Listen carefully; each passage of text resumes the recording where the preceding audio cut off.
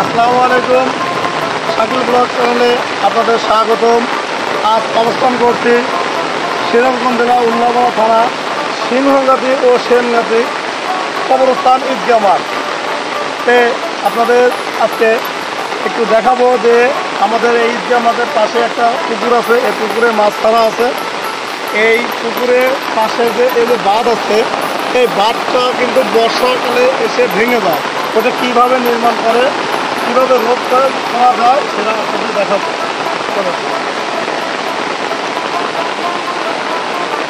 এই যে চলে আসলাম, এই যে এটা দেখতে পাচ্ছেন, এটা পুকুরে এখানে এই নেট দিয়ে পুরো বেলা দেওয়া হয়েছে।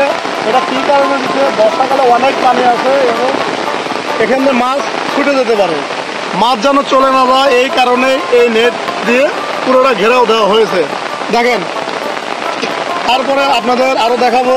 এই যেখানে দেখতে পাচ্ছেন এই যে রাস্তাটা ভেঙে গেছে, এই রাস্তাটা বর্ষাকালে কীভাবে বাঁধ নির্মাণ করা হবে বা রাস্তারও মানে যাতে না ভাঙে, এই কারণে এই যে বস্তাগুলো দেখতে পাচ্ছেন, এই বস্তা এখানে আছে। এই বস্তাগুলো দিয়ে কিন্তু এখানে সুন্দরভাবে করা হচ্ছে আমার আঙ্কেলরা। হ্যাঁ, এখানে বস্তা আরও দিতে হবে। এখন কাজ শুরু হয়েছে এবং এই বাঁধটা পুরো যাতে ভেঙে না যায়, আপনাদের এইটাই বুঝাতে চাচ্ছি যে আপনাদের রাস্তা যদি এরকম ভেঙে যায়, এই বস্তাগুলো এই যে মাটি ভরে এরকমভাবে সাদা দিয়ে আপনার রাস্তাটা ঠিক রাখবেন যাতে না ভাঙে। আপনাদের পুকুরের একটু এরিয়াটা দেখাবো। দেখেন, পুকুরের এখানে অনেক বড় পুকুর।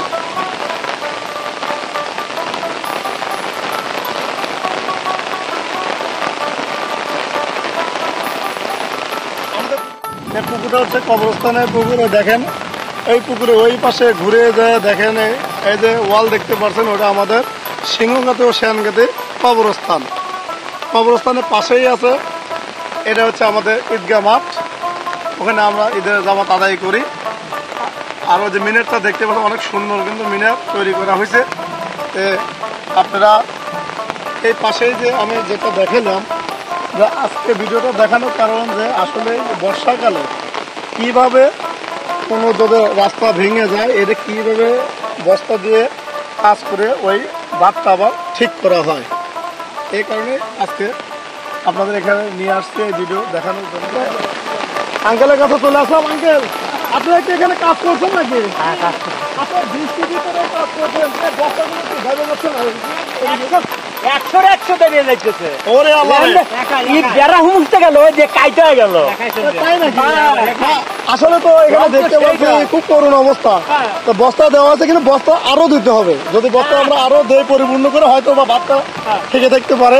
তো সেই চেষ্টায় আছে আঙ্কেলরা, কিন্তু কাজ করতে আসলে এখন খুবই মুষলধারে বৃষ্টি হচ্ছে, তাই এখন সব গোছায় নিয়ে তোমার সামনে যা একটু রেস্ট নেবে, তারপরে আবার আসবে খাওয়া দাওয়া করে, যেহেতু লাঞ্চ টাইম আপনারা বুঝতেইছেন।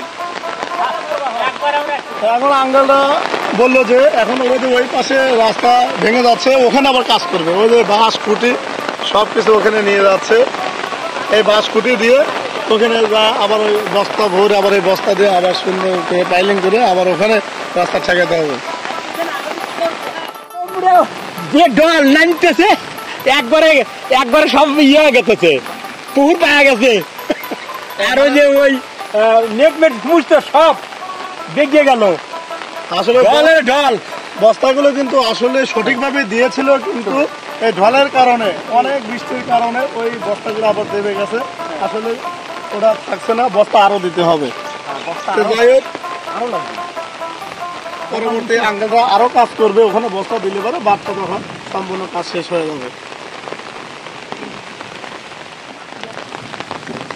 আসলে এতক্ষণ যে আপনাদের এই বর্ষাকালে যে ভেঙে গেলে যে বাঁধটা করতে হয়, কিন্তু এই বস্তাগুলো যে বাঁধ দিয়েছে আমরা দেখালাম যতটুকু পারছি।